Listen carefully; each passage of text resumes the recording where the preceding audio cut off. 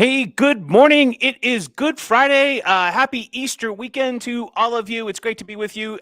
Friday, April 7th. April 7th. I want to get into this Riley Gaines story right off the bat. But first, we do have some news that is breaking within the last half an hour. It is just before 9 a.m. on Friday, Good Friday, as I said. And we have the job numbers out this morning. Job growth totals 236,000 in March. That is basically at expectations. And the problem is that we're starting to see some weakness. If we scroll down here and look at a chart of monthly job creation in the U.S., January 22 through March 2023, you start to see some weakness, which we also saw late last year. We had a big January number. I haven't I haven't gotten deep into these numbers yet. Just joking with you. Yet to find out if there's going to be some month-to-month revisions on the back end. I'm guessing that there are. That January number just seems like it was just a little bit of an anomaly. But we are now at the lowest job growth numbers. Just basically that we looked like we hit that number in December and also of April last year, approximately almost the exact same number looking at this chart. So it seems as if the rate cuts are starting to affect the economy, right? The whole strategy of the Federal Reserve is to slow down the economy, basically to put it into recession in order to defeat inflation. That's the strategy. It's kind of like, kill the patient to save the patient, burn the village to save the village. Is basically the strategy from the Fed. That's always been their strategy when it comes to inflation. So we'll see. The Fed chairman, Mr. Powell, seemed, how do I want to say this, less reluctant, less aggressive in his most recent statements. And he said that tighter credit environment, including for consumers, was effectively going to be an additional rate hike. And there are some numbers, I don't have them up to pull them up for you right now. There are some numbers right now that's showing that it's tougher to get loans, especially consumer credit loans, car loans, that type of thing. And he's saying that basically that will act as an additional rate hike. And so we might see one more rate hike come May 1st, May 2nd. I think that's when the next meeting is. And maybe not after that. But the Fed really doesn't know what it's doing anyways. So it's kind of a moving target with them. Let's bring up this story that has exploded over the night hours. Basically, Riley Gaines ambushed and physically hit after saving women's sports speech at San Francisco State. So in a way, I'm totally surprised by this. And in another way, I'm like, of course. Of course, this is what you do, because whenever you speak up and say something that the left doesn't like, their strategy obviously is to try to blow you out of the water physically or from an audio point of view, right?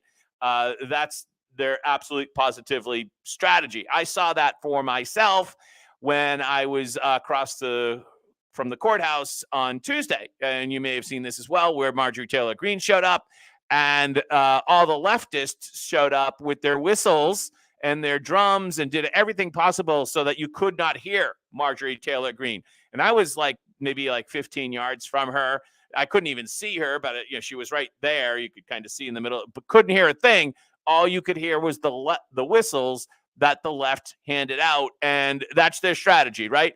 They cannot compete in the marketplace of ideas, so they want to physically or audibly take you out of the marketplace of ideas. That's their idea. That's their plan. Here, another perfect example out there in Tennessee. I love this from Derek Hunter. I love how these Marxist morons insist a supermajority must bow to their will, or it's somehow an affront to democracy. It's beyond stupid. We're not going to play that video, but yeah, it is beyond stupid for sure. Let's take a look deeper in this tweet here that Riley Gaines herself posted out. This is what it was like for her. I think this is after her speech about saving women's sports. Let's see if we put it up on the screen.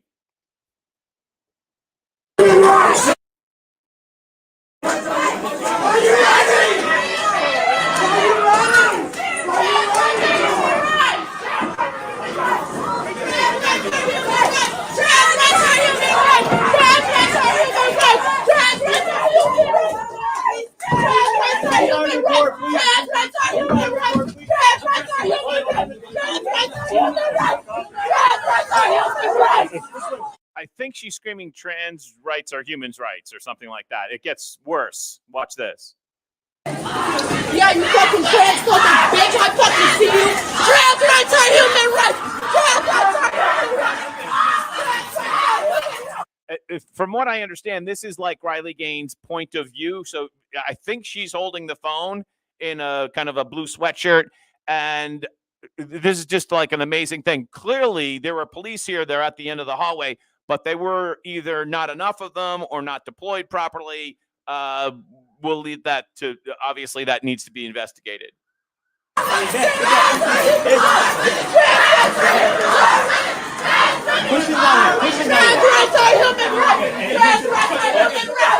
Then she gets caught down this like dead end of a hallway because everything is so hostile. She was actually trapped in this building, from what I understand, for 3 hours after her speech.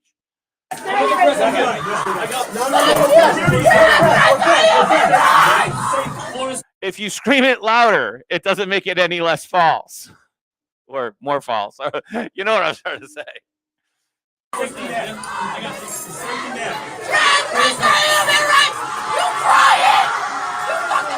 So yeah, that's pretty disturbing. That's how it was for Riley Gaines last night. Apparently, in a way, it doesn't really surprise me. You know, again, but then a shock.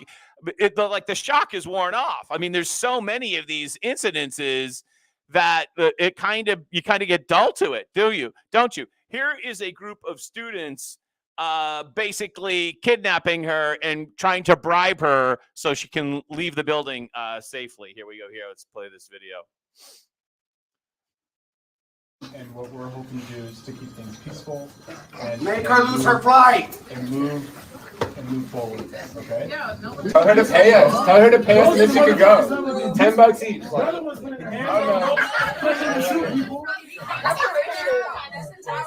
I don't know if you can hear that, but they're saying if she can go if she gives us $10 a piece.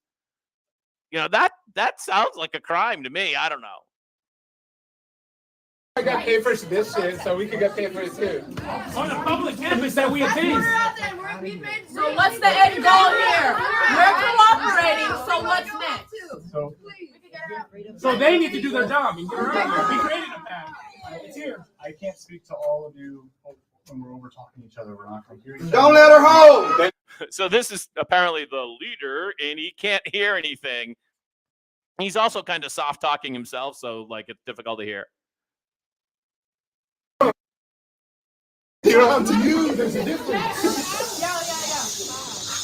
So what we want to do is maintain what we're doing right now, and as the speaker elicits, we can continue our conversations. And what we're hoping to do conversation. It doesn't seem like a conversation. It seems like you're threatening and holding someone hostage in a building. For what is her crime? Let's remember what her thought crime is here. Just so that we can bring it up. Riley's thought crime is talking about saving women's sports. Saving women's sports. In other words, keeping women's sports for women. Yeah. That's her thought crime. Shame on her, right? Shame on her for actually wanting to keep women's sports for, women. Yeah, like shame on her. Now, the same day, or yesterday, I should say, we had the Biden administration move in the exact opposite direction of Riley Gaines, the reasonable position. And this is what's happening in the background, grinding slowly in the background of the wheels of the Biden administration, which moves to make broad transgender sports bans illegally. By the way, I'm reading this from GBH, which is Great Blue Hill Radio here in Boston, NPR. This is state-affiliated media. Let's keep that in mind. All right, so what are they doing here? On Thursday, the U.S. Department of Education announced a proposed change to Title IX, which prohibits sex-based discrimination in federally funded programs. So this is a landmark piece of legislation that basically created women's sports, especially at the collegiate level, at any school level, really, I should say. Basically created and preserved women's sports at the school level, college on down. The proposal would make it illegal for schools to broadly, now remember this is written by NPR affiliated state media. The proposal would make it illegal for schools to broadly ban transgender students from sports teams that align with their gender identity rather than their assigned sex. In other words, all the laws that have been passed, and I think it's like 20, maybe 21 states now that have passed a law. Maybe someone could fact check me on the number. Passed a law that says, hey, if you're a biological boy, you cannot play on the girls' team. You know, those rules have now, those laws, this would basically supersede all of those laws. So they want to federalize the issue. Why? Because they have control of the presidency. And as I spoke to you, I don't know, last week when I was here, or whenever that was, we must win in November of 2022. We've got to take back the presidency. No matter what, we have to take back the president. That should be our number one and our absolute only goal, really. Well, I mean, we have other goals, but that's got to be the one. The department says the move comes 2 years after outreach to stakeholders. Oh, stakeholders. I wonder if they talk to stakeholders on our side of the point of view. I don't think so. And the changes still give schools some flexibility to ban transgender athletes. Well, how are they going to do that? That sounds sketchy. I don't know about that. Every student should have the full experience of attending school in America, participating in athletics free from discrimination